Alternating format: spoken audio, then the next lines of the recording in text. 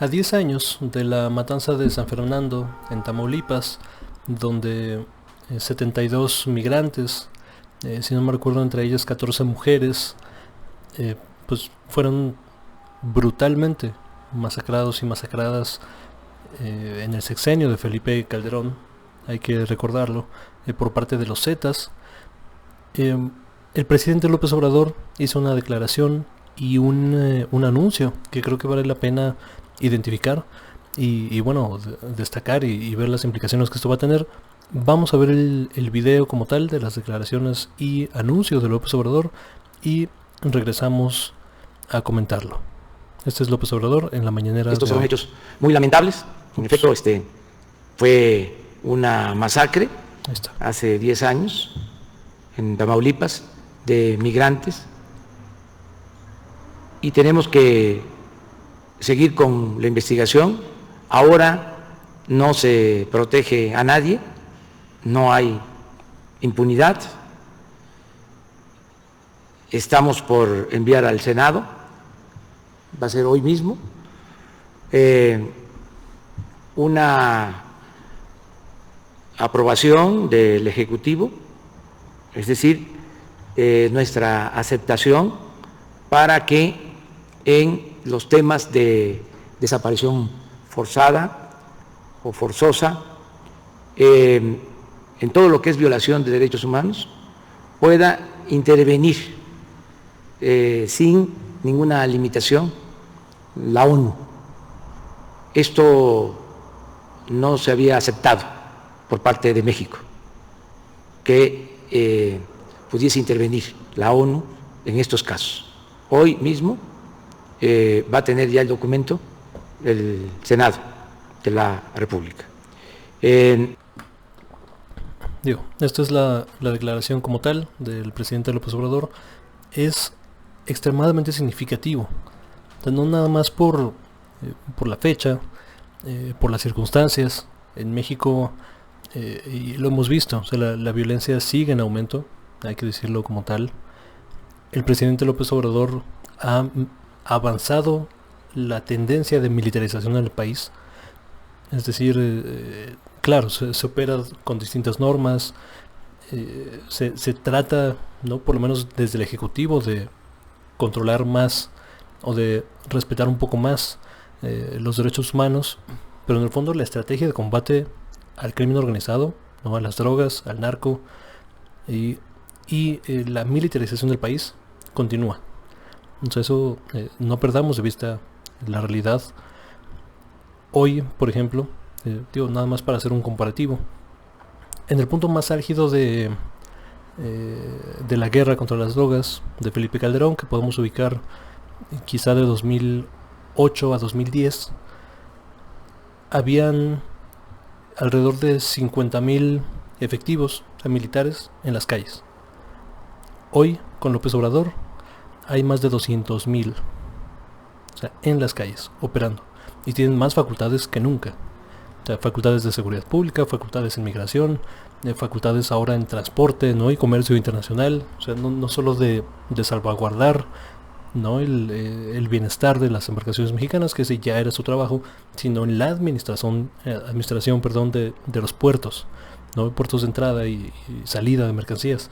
O sea, eso es algo histórico, o sea, jamás se había permitido esta cuestión. 80% del comercio mundial se lleva a cabo a través de vía marítima. Entonces hay que poner atención con lo que está sucediendo en el país. No perdamos de vista que la estrategia continúa y la tendencia militarizadora continúa en el país.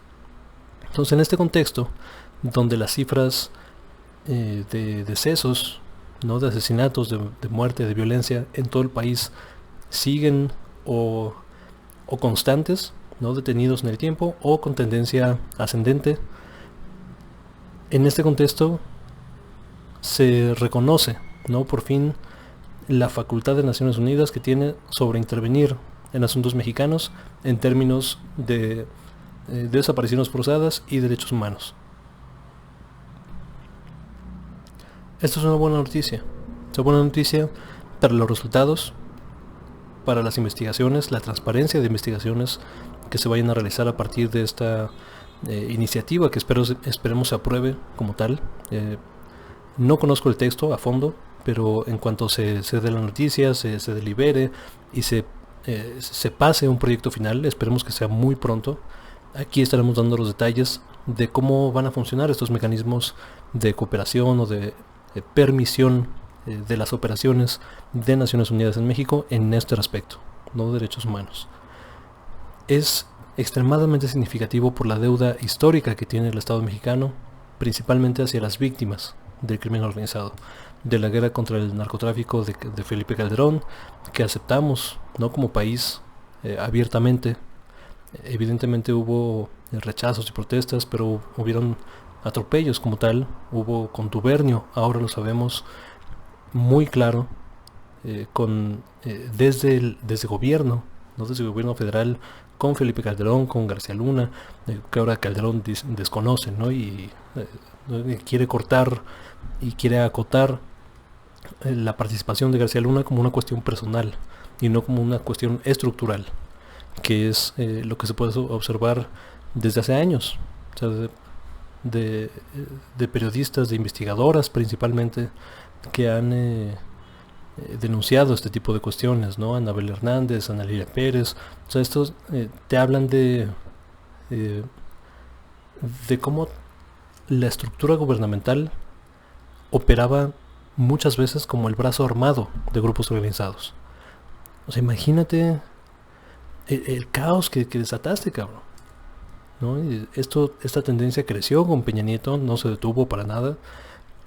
Y como ya había dicho, con López Obrador es para mí la principal deuda que tiene con el país, el tema de seguridad, que no se ha detenido, y no solo no se ha detenido, ha avanzado en la dirección incorrecta, en la militarización y el combate frontal hacia un problema que no se va a solucionar con balas.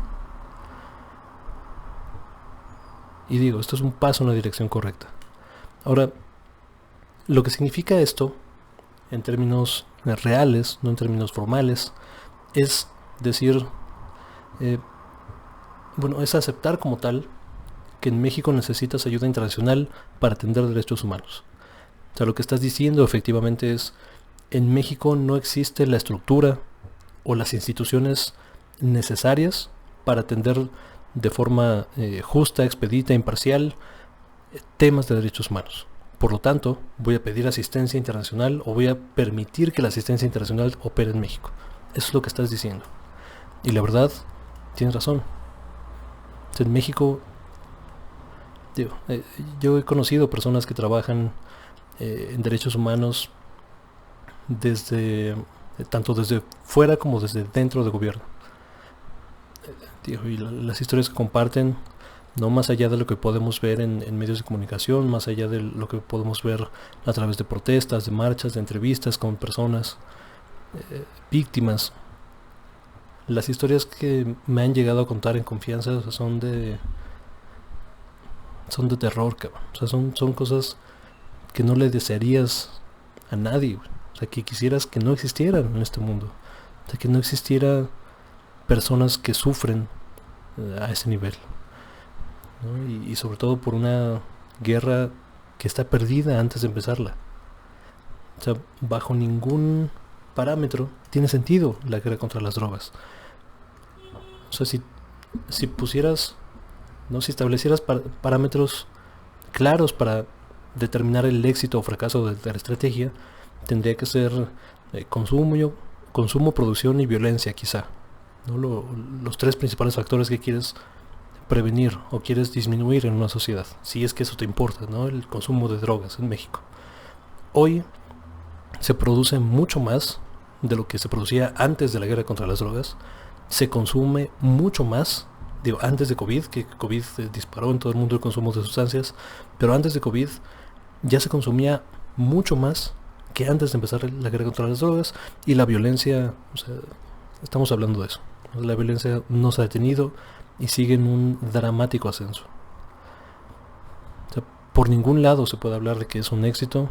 La guerra contra las drogas se tiene que terminar ya, y es de las principales razones por las que en su momento yo creo que muchas personas nos inclinamos a emitir un voto hacia López Obrador, ¿no? Cambiar el esquema de seguridad, que no ha cambiado.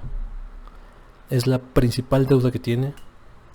De nuevo, esto es un paso en la dirección correcta, pero mientras no hayan resultados concretos hacia las víctimas de la violencia y sobre todo en el cambio de dirección de la estrategia hacia un esquema de legalización, regulación y de gravar este tipo de sustancias para por fin estar en un entorno mucho más tranquilo y productivo respecto a las sustancias, cambiarlo de un tema de seguridad a un tema de salud pública es fundamental para terminar de una vez por todas con este problema.